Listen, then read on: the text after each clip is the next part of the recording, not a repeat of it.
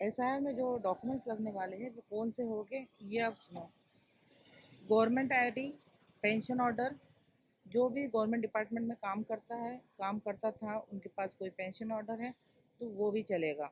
उसके अलावा कोई भी डॉक्यूमेंट जो 1987 से पहले का हो, जैसे कोई एलआईसी पॉलिसी ली हो या कोई पोस्ट ऑफिस का बैंक की पासबुक, कोई भी पुरानी जो फाइल में आप देख लेना, कोई भी पुराना डॉक्यूमेंट जो गवर्नमेंट ने इशू किया हो तो वो 1987 का आप चेक कर लो।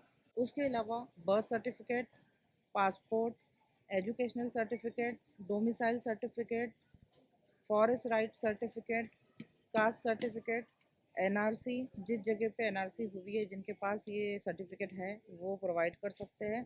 फिर फैमिली रजिस्टर, ये भी कुछ स्टेट में है, हर जगह नहीं है, तो ये भी देना है।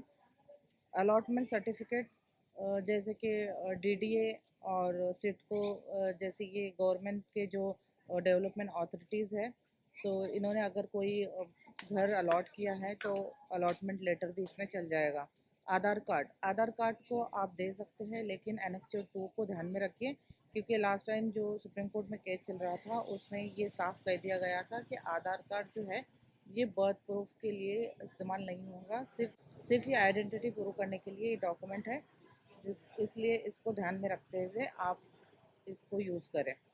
तो आपको पता चल गया होगा कि ये डॉक्यूमेंट है, 12 डॉक्यूमेंट, इनमें से कोई एक डॉक्यूमेंट देना है। जब वो आप लोगों से कोई डॉक्यूमेंट मांगे खुद का बर्थ प्रूफ या बर्थ प्लेस साबित करने के लिए, तो इन 12 डॉक्यूमेंट में से आपको कोई एक डॉक्यूमेंट देना है। उसके अलावा अगर वो आपके पेरेंट्स से या फिर जिसके भी साथ आपने प्रोजनी मैपिंग की है उनके रिलेटेड अगर कोई डॉक्यूमेंट मांगते हैं तो उनके भी इन्हीं 12 डॉक्यूमेंट में से कोई एक डॉक्यूमेंट देना होगा। तो ये लिस्ट है, इसको ध्यान में रखिए और इसी हिसाब से आप अपने डॉक्यूमेंट को प्रिपेयर करके रखिए, ताकि आगे जो आपको टाइम आएगा सबमिट करने का उसमें आपको परेशानी उठानी ना पड़े, क्योंकि ज़्यादा टाइम नहीं है, बहुत ही कम टाइम के लिए ये क्लेम एंड ऑब्जेक्शन की जो विंडो है वो ओपन रहेगी और उस टाइम पे आपको प्रॉपर्ली डॉक्यूमेंट को वहाँ पे सबमिट करना है। पता है, अब सवाल ये आता है कि जिनका नाम लॉजिकल डिस्क्रिपेंसीज में है और अनमैप्ड वोटर की कैटेगरी में आता है, इनको पता कैसे चलेगा कि इनका नाम उस लिस्ट में आया है।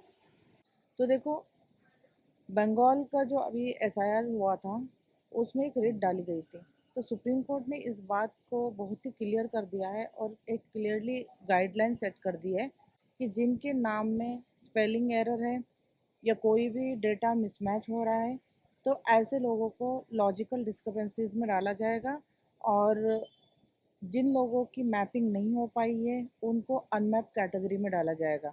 और बहुत ही क्लियरली ये दो कैटेगरी को मेंशन करना है और ये ईसीआई की रिस्पॉन्सिबिलिटी है कि इन दो कैटेगरी को बहुत ही क्लियरली पब्लिश करें। और ये जो लिस्ट है वो उसको कहीं ऐसी जगह लगानी पड़ेगी जो सबके लिए एक्सेसिबल हो, सब लोग इसको आसानी से देख सकते हैं, ऐसी जगह पे उन्हें ये लिस्ट लगानी है। अब वो जगह कौन सी है जहाँ पे ये लिस्ट डिस्प्ले की जाएगी? ग्राम पंचायत ऑफिस, तालुका लेवल पे कोई भी एरिया जहाँ पे लोग बड़े इजीली जाके अपने लिस्ट को देख सकें, कोई ब्लॉक, वार्ड, ऐसी जगह पे इनको अपनी जो लिस्ट है वो डिस्प्ले करनी है, ताकि लोग वहाँ पे जाएं और बड़े आसानी से अपना नाम उसके अंदर चेक करें। इसके अलावा ये भी आसानी दी गई है कि अगर किसी को ऑब्जेक्शन लेना हो, डॉक्यूमेंट सबमिट करना हो, तो वो कोई भी रिप्रेजेंटेटिव को हायर कर सकते हैं। रिप्रेजेंटेटिव के नाम पे एक ऑथराइज लेटर, जैसे कि लॉयर होते हैं वो अपना वकालतनामा साइन करते हैं, इस तरह से उनके बिहाफ में वो पेश हो सकते हैं और उनके डॉक्यूमेंट सबमिट कर सकते हैं, हेयरिंग का प्रोसीजर है वो कर सकते हैं। बहुत सारे लोग मुझसे ये भी सवाल कर रहे हैं कि नोटिस कैसे दी जाएगी, किस तरह से आएगी, हमें कैसे पता चलेगा?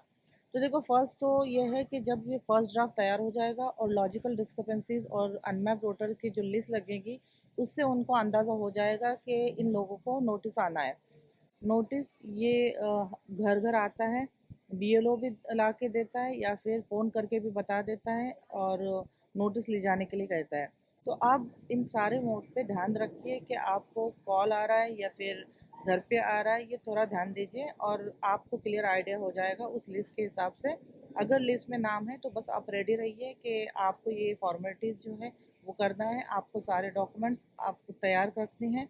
इजी वे में यही समझ लीजिए कि जो भी 12 डॉक्यूमेंट्स की लिस्ट उन्होंने दी है, उनमें से एक एक डॉक्यूमेंट रखना है, एक खुद का और एक अपने पेरेंट्स में से किसी का।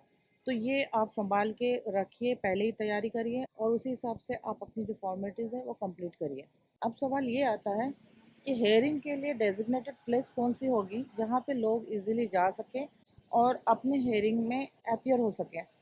ईसीआई ने कहा है कि वो डेजिग्नेटेड प्लेसेस जो है वो ग्राम पंचायत लेवल, ब्लॉक, वार्ड, इन्हीं एरियाज़ में रहेगा जो इजीली एक्सेसिबल हो, जो इजीली पब्लिक वहाँ पे जा सके। ऐसी जगह पे ही हेयरिंग के लिए रखा जाएगा ताकि लोग बड़े आसानी से वहाँ जा सकें। तो ये गाइडलाइन जो है ये सारी सुप्रीम कोर्ट के हिसाब से सेट कर दी गई है ताकि लोगों को प्रॉब्लम ना हो सके और वो इजीली अपनी जो भी फॉर्मेलिटीज़ हैं उसको पूरा कर सकें। तो आई होप कि आपकी समझ में आ गया होगा। आप मेरे चैनल को फॉलो करिए और जितना हो सके अपने लोगों में शेयर करिए ताकि ज़्यादा से ज़्यादा लोगों की हेल्प हो सके। Thank you so much.